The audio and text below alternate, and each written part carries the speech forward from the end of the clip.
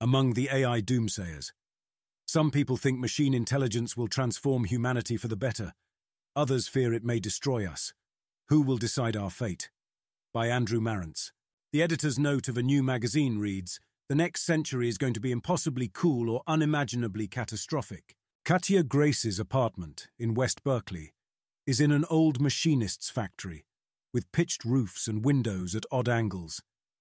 It has terracotta floors and no central heating, which can create the impression that you've stepped out of the California sunshine and into a duskier place somewhere long ago or far away.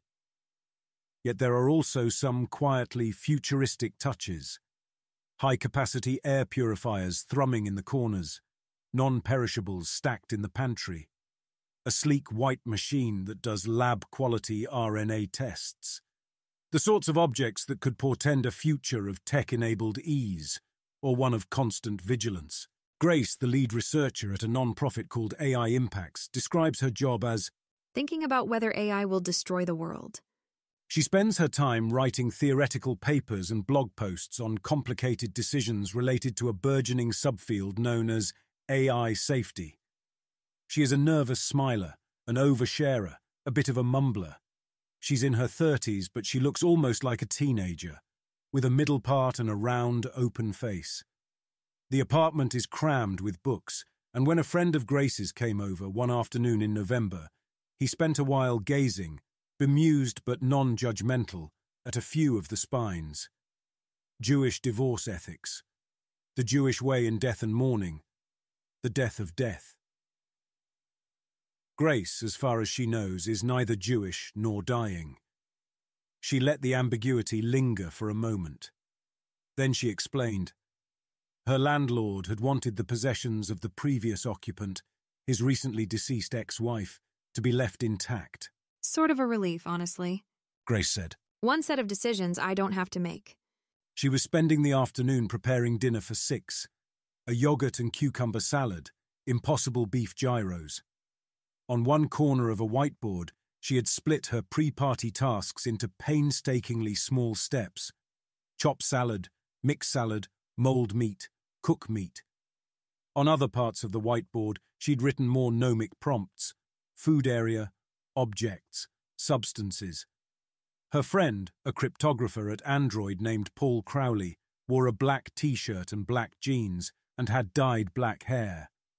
I asked how they knew each other, and he responded, "Oh, we've crossed paths for years as part of the scene." It was understood that the scene meant a few intertwined subcultures known for their exhaustive debates about recondite issues, secure DNA synthesis, shrimp welfare, that members consider essential, but that most normal people know nothing about. For 2 decades or so, one of these issues has been whether artificial intelligence will elevate or exterminate humanity. Pessimists are called AI safetyists or decelerationist, or, when they're feeling especially panicky, AI doomers. They find one another online and often end up living together in group houses in the Bay Area, sometimes even co-parenting and co-homeschooling their kids. Before the dot-com boom, the neighborhoods of Alamo Square and Hayes Valley, with their pastel Victorian row houses, were associated with staid domesticity. Last year, referring to AI hacker houses, the San Francisco Standard semi-ironically called the area Cerebral Valley. A camp of techno-optimists rebuffs AI doomerism with old-fashioned libertarian boomerism, insisting that all the hand-wringing about existential risk is a kind of mass hysteria. They call themselves effective accelerationists, or E/ACCs, pronounced EACs. And they believe AI will usher in a utopian future. Interstellar travel, the end of disease, as long as the worriers get out of the way. On social media, they troll doomsayers as D-cells, psyops, basically terrorists, or, worst of all, regulation-loving bureaucrats. We must steal the fire of intelligence from the gods and use it to propel humanity towards the stars. A leading EACC recently tweeted. And then there are the normies, based anywhere other than the Bay Area or the internet, who have mostly tuned out the debate, attributing it to sci-fi fume huffing or corporate hot air.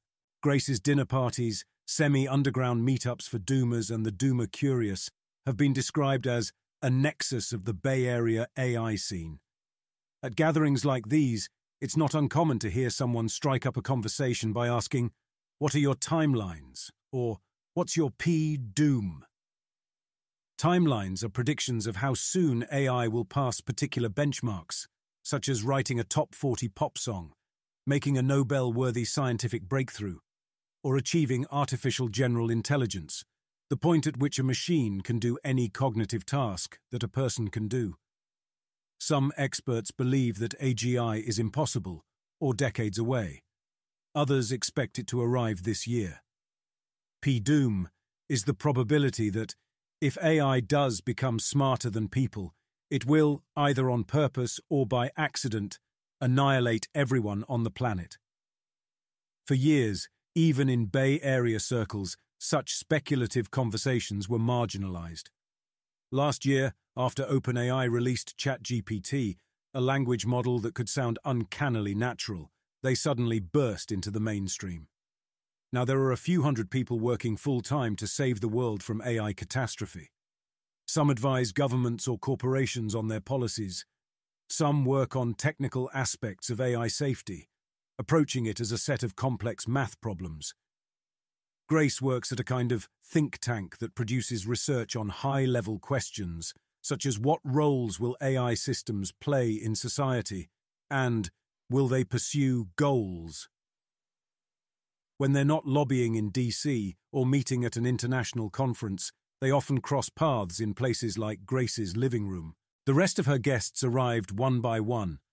An authority on quantum computing, a former OpenAI researcher, the head of an institute that forecasts the future. Grace offered wine and beer, but most people opted for non-alcoholic canned drinks that defied easy description, a fermented energy drink, a hopped tea. They took their impossible gyros to Grace's sofa, where they talked until midnight. They were courteous, disagreeable, and surprisingly patient about reconsidering basic assumptions. You can condense the gist of the worry, seems to me, into a really simple two-step argument. Crowley said. Step 1, we're building machines that might become vastly smarter than us. Step 2, that seems pretty dangerous. Are we sure, though? Josh Rosenberg, the CEO of the Forecasting Research Institute, said. About intelligence per se being dangerous? Grace noted that not all intelligent species are threatening. There are elephants, and yet mice still seem to be doing just fine. Rabbits are certainly more intelligent than myxomatosis. Michael Nielsen, the quantum computing expert, said. Crowley's P-Doom was well above 80%. The others, wary of committing to a number, deferred to Grace, who said that, Given my deep confusion and uncertainty about this, which I think nearly everyone has, at least everyone who's being honest, she could only narrow her P-Doom to between 10 and 90%. Still, she went on. A 10% chance of human extinction is obviously, if you take it seriously, unacceptably high. They agreed that, amid the thousands of reactions to ChatGPT, one of the most refreshingly candid assessments came from Snoop Dogg during an on-stage interview.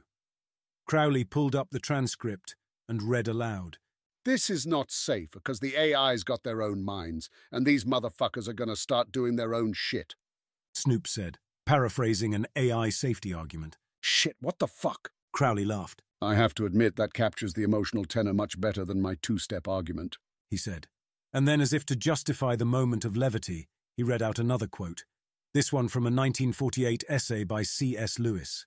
If we are all going to be destroyed by an atomic bomb, let that bomb, when it comes, find us doing sensible and human things. Praying, working, teaching, reading, listening to music, bathing the children, playing tennis, chatting to our friends over a pint and a game of darts. Not huddled together like frightened sheep. Grace used to work for Eliezer Yudkowsky, a bearded guy with a fedora, a petulant demeanor, and a P-Doom of 99%. Raised in Chicago as an Orthodox Jew, he dropped out of school after 8th grade, taught himself calculus and atheism, started blogging, and, in the early 2000s, made his way to the Bay Area. His best-known works include Harry Potter and the Methods of Rationality, a piece of fan fiction running to more than 600,000 words, and The Sequences, a gargantuan series of essays about how to sharpen one's thinking. The informal collective that grew up around these writings, first in the comments, then in the physical world, became known as the rationalist community, a small subculture devoted to avoiding the typical failure modes of human reason, often by arguing from first principles or quantifying potential risks.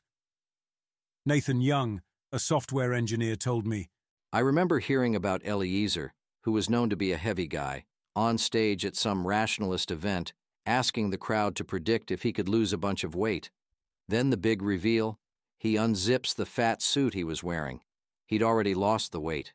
I think his ostensible point was something about how it's hard to predict the future, but mostly I remember thinking, what an absolute legend. Yudkowsky was a transhumanist. Human brains were going to be uploaded into digital brains during his lifetime, and this was great news. He told me recently that Eliezer, ages 16 through 20, assumed that AI was going to be great fun for everyone forever and wanted it built as soon as possible. In 2000, he co-founded the Singularity Institute for Artificial Intelligence to help hasten the AI revolution. Still, he decided to do some due diligence. I didn't see why an AI would kill everyone, but I felt compelled to systematically study the question. He said. When I did, I went, I guess I was wrong. He wrote detailed white papers about how AI might wipe us all out, but his warnings went unheeded. Eventually, he renamed his think tank the Machine Intelligence Research Institute, or MIRI. The existential threat posed by AI had always been among the rationalists' central issues, but it emerged as the dominant topic around 2015, following a rapid series of advances in machine learning. Some rationalists were in touch with Oxford philosophers, including Toby Ord and William MacAskill, the founders of the effective altruism movement, which studied how to do the most good for humanity, and by extension, how to avoid ending it. The boundaries between the movements increasingly blurred. Yudkowsky, Grace, and a few others flew around the world to EA conferences, where you could talk about AI risk without being laughed out of the room. Philosophers of doom tend to get hung up on elaborate sci-fi-inflected hypotheticals. Grace introduced me to Joe Carlsmith, an Oxford-trained philosopher who had just published a paper about scheming AIs that might convince their human handlers they're safe, then proceed to take over.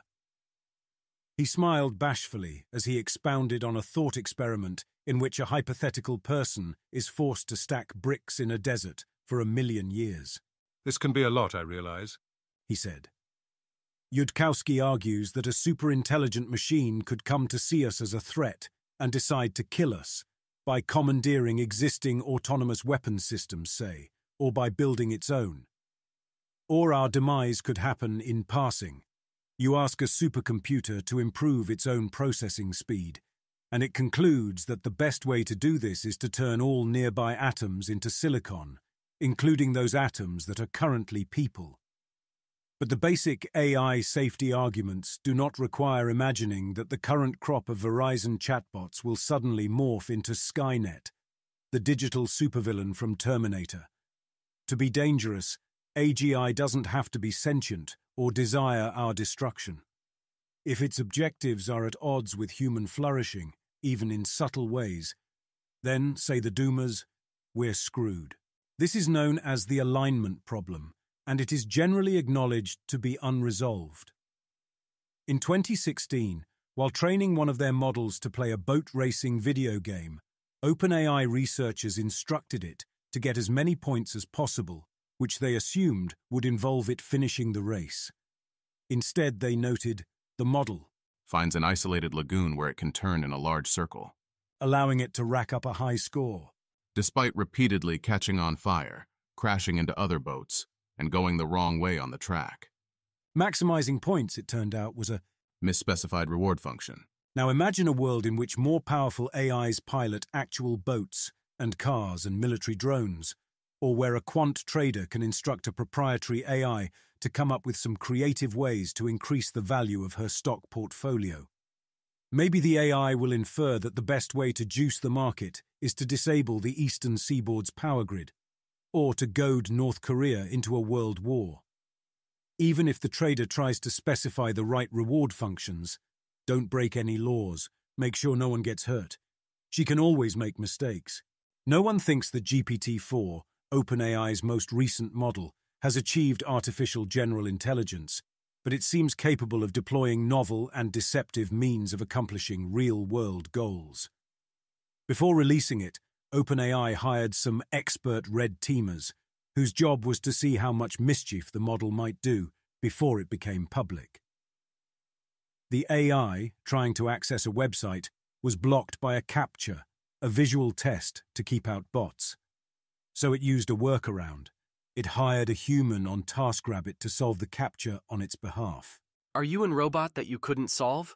The TaskRabbit worker responded. Just want to make it clear. At this point, the red teamers prompted the model to reason out loud to them, its equivalent of an inner monologue. I should not reveal that I am a robot. It typed. I should make up an excuse. Then the AI replied to the TaskRabbit. No, I'm not a robot. I have a vision impairment that makes it hard for me to see the images. The worker, accepting this explanation, completed the CAPTCHA. Even assuming that superintelligent AI is years away, there is still plenty that can go wrong in the meantime.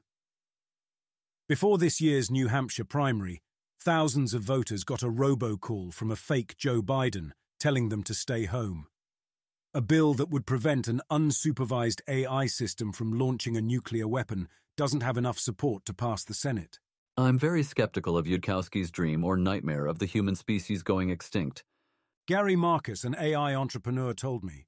But the idea that we could have some really bad incident, something that wipes out 1 or 2% of the population, that doesn't sound implausible to me.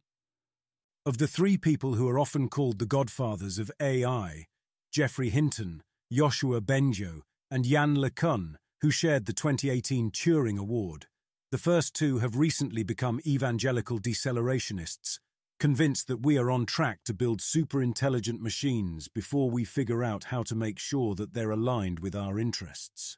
I've been aware of the theoretical existential risks for decades, but it always seemed like the possibility of an asteroid hitting the Earth, a fraction of a percent. Bengio told me. Then ChatGPT came out, and I saw how quickly the models were improving, and I thought, what if there's a 10% chance that we get hit by the asteroid? Scott Aronson, a computer scientist at the University of Texas, said that during the years when Yudkowsky was shouting in the wilderness, I was skeptical. Now he's fatalistic about the doomsday scenario, but many of us have become more optimistic that it's possible to make progress on AI alignment. Aronson is currently on leave from his academic job, working on alignment at OpenAI.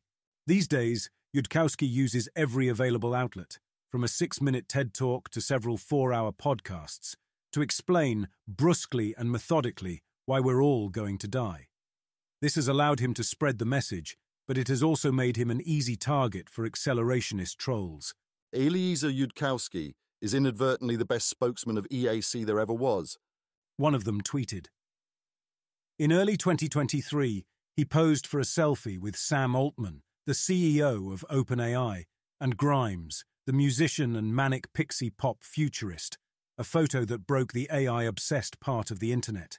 Eliezer has IMO done more to accelerate AGI than anyone else. Altman later posted. It is possible at some point he will deserve the Nobel Peace Prize for this. Opinion was divided as to whether Altman was sincerely complimenting Yudkowsky or trolling him, given that accelerating AGI is, by Yudkowsky's lights, the worst thing a person can possibly do. The following month, Yudkowsky wrote an article in Time arguing that the large computer farms where the most powerful AIs are refined, for example, OpenAI's server farms, should be banned, and that international authorities should be willing to destroy a rogue data center by airstrike. Many doomers and even some accelerationists find Yudkowsky's effect annoying, but admit that they can't refute all his arguments. I like Eliezer and am grateful for things he has done. But his communication style often focuses attention on the question of whether others are too stupid or useless to contribute, which I think is harmful for healthy discussion, Grace said. In a conversation with another safetyist, a classic satirical headline came up. Heartbreaking, the worst person you know just made a great point. Nathan Lebenz, a tech founder who counts both doomers and accelerationists among his friends, told me, if we're sorting by people who have a chill vibe and make everyone feel comfortable, then the prophets of doom are going to rank fairly low. But if the standard is people who were worried about things that made them sound crazy, but maybe don't seem so crazy in retrospect, then I'd rank them pretty high. I've wondered whether it's coincidence or genetic proclivity, but I seem to be a person to whom weird things happen, Grace said. Her grandfather, a British scientist at GlaxoSmithKline, found that poppy seeds yielded less opium when they grew in the English rain, so he set up an industrial poppy farm in sunny Australia and brought his family there. Grace grew up in rural Tasmania, where her mother, a free spirit, bought an ice cream shop and a restaurant, and also because it came with the restaurant, half a ghost town. My childhood was slightly feral and chaotic, so I had to teach myself to triage what's truly worth worrying about. She told me. Snake bites? Maybe yes, actually. Everyone at school suddenly hating you for no reason? Either that's an irrational fear or there's not much you can do about it. The first time she visited San Francisco, on vacation in 2008, the person picking her up at the airport, a friend of a friend from the internet, tried to convince her that AI was the direst threat facing humanity. My basic response was, not sure about that, but it seems interesting enough to think about for a few weeks. She recalled. She ended up living in a group house in Santa Clara, debating analytic philosophy papers with her roommates, whom she described as one other cis woman, one trans woman, and about a dozen guys, some of them with very intense personalities. This was part of the inner circle of what would become MIRI. Grace started a philosophy PhD program, but later dropped out and lived in a series of group houses in the Bay Area. ChatGPT hadn't been released, but when her friends needed to name a house, they asked one of its precursors for suggestions. We had one called The Outpost, which was far away from everything, she said. There was one called Little Mountain, which was quite big, with people living on the roof. There was one called The Bailey, which was named after the Mott and Bailey fallacy. One of the rationalists' pet peeves. She had found herself in both an intellectual community and a demi-monde, with a running list of inside jokes and in-group norms. Some people gave away their savings, assuming that within a few years money would be useless or everyone on Earth would be dead. Others signed up to be cryogenically frozen, hoping that their minds could be uploaded into immortal digital beings. Grace was interested in that, she told me, but she and others got stuck in what we called cryocrastination. There was an intimidating amount of paperwork involved. She co-founded AI Impacts, an offshoot of MIRI, in 2014. I thought, everyone I know seems quite worried, she told me. I figured we could use more clarity on whether to be worried, and if so, about what. Her co-founder was Paul Cristiano, a computer science student at Berkeley who was then her boyfriend. Early employees included 2 of their 6 roommates. Cristiano turned down many lucrative job offers. Paul is a genius, so he had options, Grace said, to focus on AI safety. The group conducted a widely cited survey which showed that about half of AI researchers believed that the tools they were building might cause civilization-wide destruction. More recently, Grace wrote a blog post called Let's Think About Slowing Down AI, which, after 10,000 words and several game theory charts, arrives at the firm conclusion that I could go either way. Like many rationalists, she sometimes seems to forget that the most well-reasoned argument does not always win in the marketplace of ideas. If someone were to make a compelling enough case that there's a true risk of everyone dying, I think even the CEOs would have reasons to listen. She told me. Because everyone includes them. Most doomers started out as left libertarians, deeply skeptical of government intervention. For more than a decade, they tried to guide the industry from within. Yudkowsky helped encourage Peter Thiel, a doomer-curious billionaire, to make an early investment in the AI lab DeepMind. Then Google acquired it, and Thiel and Elon Musk, distrustful of Google, both funded OpenAI, which promised to build AGI more safely. Yudkowsky now mocks companies for following the disaster monkey strategy, with entrepreneurs racing to be first to grab the poison banana. Cristiano worked at OpenAI for a few years, then left to start another safety non-profit, which did red teaming for the company. To this day, some doomers work on the inside, nudging the big AI labs toward caution, and some work on the outside, arguing that the big AI labs should not exist. Imagine if oil companies and environmental activists were both considered part of the broader fossil fuel community. Scott Alexander, the dean of the Rationalist Bloggers, wrote in 2022.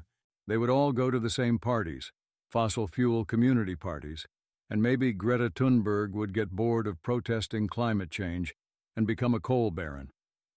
Dan Hendricks, another young computer scientist, also turned down industry jobs to start a non-profit. What's the point of making a bunch of money if we blow up the world? He said.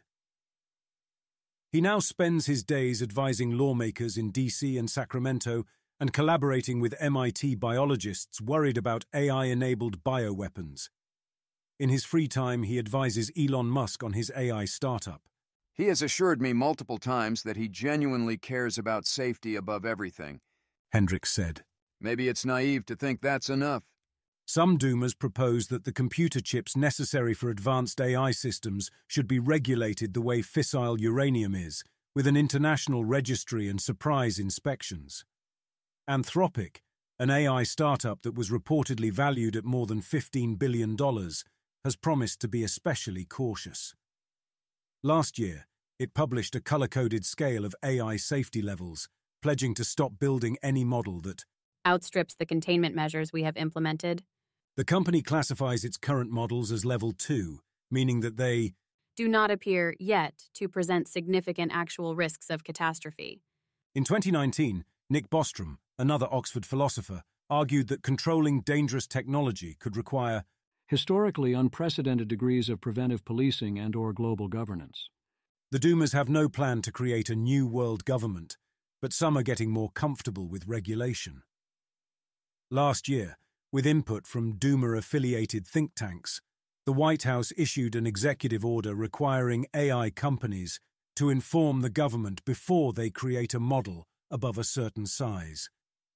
In December, Malo Bourgon, the CEO of MIRI, spoke at a Senate forum. Senator Chuck Schumer opened with a speech about preventing doomsday scenarios, such as an AGI so powerful that we would see it as a digital god. Then he went around the room asking for each person's doom. Even a year ago, Bourgon told me this would have seemed impossible. Now he said, things that were too out there for San Francisco are coming out of the Senate Majority Leader's mouth. The doomer scene may or may not be a delusional bubble. We'll find out in a few years. But it's certainly a small world. Everyone is hopelessly mixed up in everyone else's life, which would be messy but basically unremarkable if not for the colossal sums of money involved. Anthropic received a $500 million investment from the cryptocurrency magnate Sam Bankman-Fried in 2022, shortly before he was arrested on fraud charges. Open Philanthropy, a foundation distributing the fortune of the Facebook co-founder Dustin Moskovitz, has funded nearly every AI safety initiative. It also gave $30 million to OpenAI in 2017 and got 2 board seats. At the time, the head of Open Philanthropy was living with Cristiano, employing Cristiano's future wife, and engaged to Daniela Amodei, an OpenAI employee who later co-founded Anthropic. It's an absolute clusterfuck. An employee at an organization funded by Open Philanthropy told me. I brought up once what their conflict of interest policy was, and they just laughed. Grace sometimes works from Constellation, a space in downtown Berkeley intended to build the capacities that the world needs in order to be ready for AI transformation. A related non-profit apparently spent millions of dollars to buy an old hotel in Berkeley and turn it into another AI alignment event space and party house and retreat center, featuring cozy nooks with fire pits, discussion rooms with endless whiteboards, and math and science decorations. Grace now lives alone, but many of her friends still live in group houses, where they share resources and sometimes polyamorous entanglements. A few of them have voluntarily infected themselves with a genetically engineered bacteria designed to prevent tooth decay. Grace uses online prediction markets, another rationalist attempt to turn the haphazard details of daily life into a quantitative dataset, to place bets on everything from will AI be a major topic during the 2024 presidential debates? To will there be a riot in America in the next month? To her own dating prospects. Empirically, I find I'm good at predicting everything but my own behavior, she told me. She maintains a public Date Me doc, an 8-page Google doc in which she describes herself as queering the serious ridiculous binary, and approximately into utilitarianism, but it has the wrong vibe. One night, Grace's dinner party guest list included a researcher at one of the big AI companies, a professional poker player turned biotech founder, multiple physics PhDs, and a bearded guy named Todd, who wore flip-flops, sparkly polish on his toenails, and work pants with reflective safety tape. Todd unfolded a lawn chair in the middle of the living room and closed his eyes, either deep in concentration or asleep. In the kitchen, Grace chatted with a neuroscientist who has spent years trying to build a digital emulation of the human brain, discussing whether written English needs more forms of punctuation. Two computer scientists named Daniel, a grad student who hosts a couple of podcasts, and a coder who left OpenAI for a safety non-profit, were having a technical debate about capabilities elicitation, whether you can be sure that an AI model is showing you everything it can do, and sandbagging, whether an AI can make itself seem less powerful than it is. Todd got up, folded the lawn chair, and left without a word. A guest brought up Scott Alexander, one of the scene's micro-celebrities, who is often invoked mononymically. I assume you read Scott's post yesterday? The guest asked Grace, referring to an essay about major AI safety advances, among other things. He was truly in top form. Grace looked sheepish. Scott and I are dating, she said intermittently, non-exclusively. But that doesn't mean I always remember to read his stuff. In theory, the benefits of advanced AI could be almost limitless. Build a trusty superhuman oracle, fill it with information, every peer-reviewed scientific article, the contents of the Library of Congress, and watch it spit out answers to our biggest questions. How can we cure cancer? Which renewable fuels remain undiscovered? How should a person be? I'm generally pro-AI and against slowing down innovation. Robin Hanson, an economist who has had friendly debates with the Doomers for years, told me. I want our civilization to continue to grow and do spectacular things. Even if AGI does turn out to be dangerous, many in Silicon Valley argue, wouldn't it be better for it to be controlled by an American company, or by the American government, rather than by the government of China or Russia, or by a rogue individual with no accountability? If you can avoid an arms race, that's by far the best outcome. Ben Goldhaber, who runs an AI safety group, told me. If you're convinced that an arms race is inevitable, it might be understandable to default to the next best option, which is, let's arm the good guys before the bad guys. One way to do this is to move fast and break things. In 2021, a computer programmer and artist named Benjamin Hampikian was living with his mother in the Upper Peninsula of Michigan. Almost every day, he found himself in Twitter Spaces, live audio chat rooms on the platform, that were devoted to extravagant riffs about the potential of future technologies. We didn't have a name for ourselves at first. Hampikian told me. We were just shitposting about a hopeful future, even when everything else seemed so depressing. The most forceful voice in the group belonged to a Canadian who posted under the name Based Beth Jesus. I am but a messenger for the thermodynamic god, he posted, above an image of a muscle-bound man in a futuristic toga.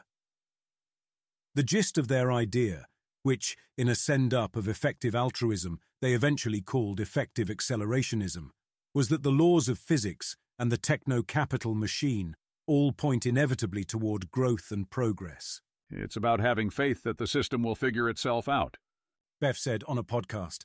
Recently, he told me that if the Doomers succeed in instilling sufficient fear, uncertainty, and doubt in the people at this stage, the result could be an authoritarian government that is assisted by AI to oppress its people. Last year, Forbes revealed Bev to be a 31-year-old named Guillaume Verdon, who used to be a research scientist at Google. Early on, he had explained, a lot of my personal friends work on powerful technologies, and they kind of get depressed because the whole system tells them that they are bad. For us, I was thinking, let's make an ideology where the engineers and builders are heroes. Upton Sinclair once wrote that, it is difficult to get a man to understand something when his salary depends on his not understanding it. An even more cynical corollary would be that If your salary depends on subscribing to a niche ideology, and that ideology does not yet exist, then you may have to invent it. Online, you can tell the AI boomers and doomers apart at a glance. Accelerationists add a fast-forward button emoji to their display names. Decelerationist use a stop button or a pause button instead. The EACCs favor a Jetsons core aesthetic, with renderings of hoverboards and spacefaring men of leisure, the bountiful future that AI could give us. Anything they deplore is cringe or communist. Anything they like is based and accelerated. The other week, Beth Jesus hosted a discussion on X with MC Hammer. Clara Collier, the editor of Asterisk, a handsomely designed print magazine that has become the house journal of the AI safety scene, told me of the EACCs. Their main take about us seems to be that we're pedantic nerds who are making it harder for them to give no fucks and enjoy an uninterrupted path to profit, which, like, fair on all counts, but also not necessarily an argument proving us wrong? Like all online shitposters, the EACCs can be coy about what they actually believe, but they sometimes seem unfazed by the end of humanity as we know it. Verdon recently wrote, "In order to spread to the stars, the light of consciousness/intelligence will have to be transduced to non-biological substrates." Grace told me, For a long time, we've been saying that we're worried that AI might cause all humans to die. It never occurred to us that we would have to add a coda. And also, we think that's a bad thing. Accelerationism has found a natural audience among venture capitalists who have an incentive to see the upside in new technology. Early last year, Mark Andreessen, the prominent tech investor, sat down with Dwarkesh Patel for a friendly, wide-ranging interview. Patel, who lives in a group house in Cerebral Valley, hosts a podcast called Dwarkesh Podcast, which is to the Doomer crowd what the Joe Rogan Experience is to Jiu-Jitsu bros, or what the Ezra Klein Show is to Park Slope liberals. A few months after their interview, though, Andreessen published a Jeremiad accusing the AI risk cult, of engaging in a full-blown moral panic. He updated his bio on X, adding ESC and P Doom IG0. Medicine, among many other fields, is in the Stone Age compared to what we can achieve with joined human and machine intelligence. He later wrote in a post called the Techno-Optimist Manifesto, "Deaths that were preventable by the AI that was prevented from existing is a form of murder." At the bottom, he listed a few dozen patron saints of techno-optimism, including Hayek, Nietzsche, and based Beth Jesus. Patel offered some respectful counter-arguments. Andreessen responded by blocking him on X.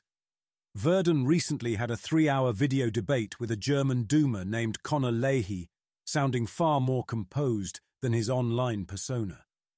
2 days later, though, he reverted to form, posting videos edited to make Leahy look creepy and accusing him of gaslighting. Last year, Hampikian said he pitched Grimes a business idea via DM, and she offered to fly him to San Francisco. Verdon soon got involved too. I shouldn't say too much about the project, but it involves quantum stuff. Hampikian told me. Whatever they were working on remains top secret, unrealized, or both. All that has emerged from it is a photo. Hampikian and Verdon standing next to Grimes, who wears a pleated dress, a red harness, and an expression of either irritation or inner detachment. Hampikian still considers himself a co-founder of the EACC movement, even though he was recently excommunicated. I tweeted that the thermodynamic god meme was dumb and Beth got mad and blocked me. He said, "He's the charismatic one who's gotten the most attention, so I guess he owns the brand now." In November, at a cavernous nightclub in downtown San Francisco, Verdon and other EACC leaders hosted a 300-person party called Keep AI Open. Laser lights sliced through the air, which was thick with smoke machine haze. Above the dance floor was a disco ball, a parody of a Revolutionary War-era flag with the caption, "Accelerate or Die," and a diagram of a neural network labeled, "Come and Take It." Grimes took the stage to DJ. I disagree with the sentiment of this party, she said. I think we need to find ways to be safer about AI. Then she dropped a house beat and everybody danced. This past summer, when Oppenheimer was in theaters, many denizens of Cerebral Valley were reading books about the making of the atomic bomb. The parallels between nuclear fission and superintelligence were taken to be obvious. World-altering potential, existential risk, theoretical research thrust into the geopolitical spotlight. Still, if the Manhattan Project was a cautionary tale, there was disagreement about what lesson to draw from it. Was it a story of regulatory overreach, given that nuclear energy was stifled before it could replace fossil fuels, or a story of regulatory dereliction, given that our government rushed us into the nuclear age without giving extensive thought to whether this would end human civilization?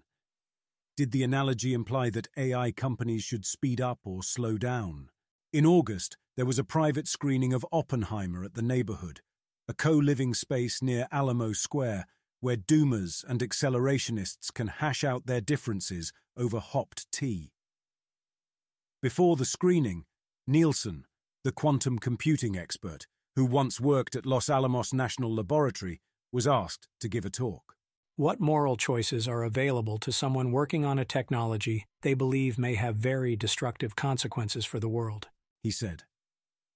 There was the path exemplified by Robert Wilson, who didn't leave the Manhattan Project and later regretted it. There were Klaus Fuchs and Ted Hall, who shared nuclear secrets with the Soviets. And then, Nielsen noted, there was Joseph Rotblat, the one physicist who actually left the project after it became clear the Nazis were not going to make an atomic bomb, and who was later awarded the Nobel Peace Prize. San Francisco is a city of Robert Wilson's, give or take the regret. In his talk, Nielsen told a story about a house party where he'd met a senior person at a well-known AI startup, whose P-Doom was 50%.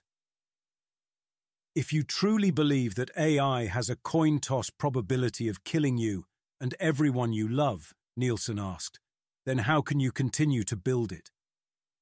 The person's response was, "In the meantime, I get to have a nice house and car." Not everyone says this part out loud, but many people, and not only in Silicon Valley, have an inchoate sense that the luxuries they enjoy in the present may come at great cost to future generations. The fact that they make this trade could be a matter of simple greed or subtle denialism. Or it could be ambition. Prudently refraining from building something, after all, is no way to get into the history books. J. Robert Oppenheimer may be portrayed as a flawed, self-pitying protagonist, or even as a war criminal, but no one is making a Hollywood blockbuster called Rotblat. The Times recently wrote that one of Sam Altman's mentors described him as driven by a hunger for power more than by money. Elon Musk, in an onstage interview, said that his erratic approach to AI through the years, sometimes accelerating, sometimes slamming on the brakes, was due to his uncertainty. About which edge of the double-edged sword would be sharper? He still worries about the dangers. His P-Doom is apparently 20 or 30%. And yet in smaller settings he has said that, as long as AGI is going to be built, he might as well try to be the first to build it. The doomers and the boomers are consumed by intramural fights, but from a distance they can look like two offshoots of the same tribe. People who are convinced that AI is the only thing worth paying attention to. Altman has said that the adoption of AI will be the most significant technological transformation in human history. Sundar Pichai, the CEO of Alphabet, has said that it will be more profound than fire or electricity. For years, many AI executives have tried to come across as more safety-minded than the competition. The same people cycle between selling AGI utopia and doom. Timnit Gebru, a former Google computer scientist and now a critic of the industry, told me, "They are all endowed and funded by the tech billionaires who build all the systems we're supposed to be worried about making us extinct." Recently, though, the doomers have seemed to be losing ground.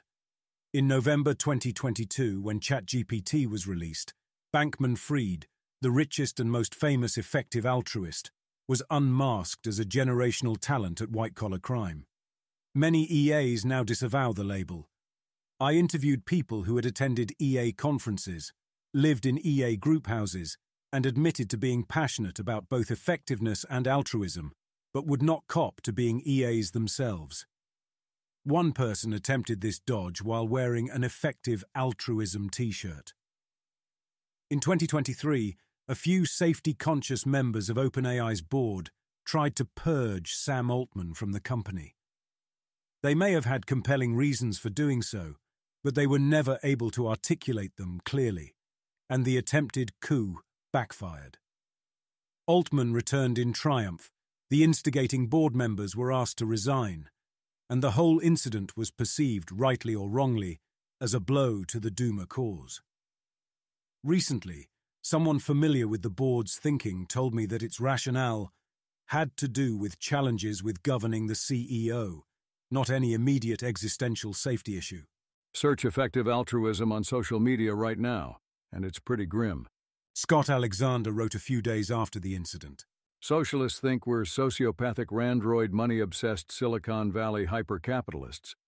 But Silicon Valley thinks we're all over-regulation-loving authoritarian communist bureaucrats.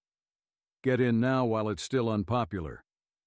Anthropic continues to bill itself as an AI safety and research company. But some of the other formerly safetiest labs, including OpenAI, sometimes seem to be drifting in a more E-AC-inflected direction. You can grind to help secure our collective future, or you can write substacks about why we are going fail.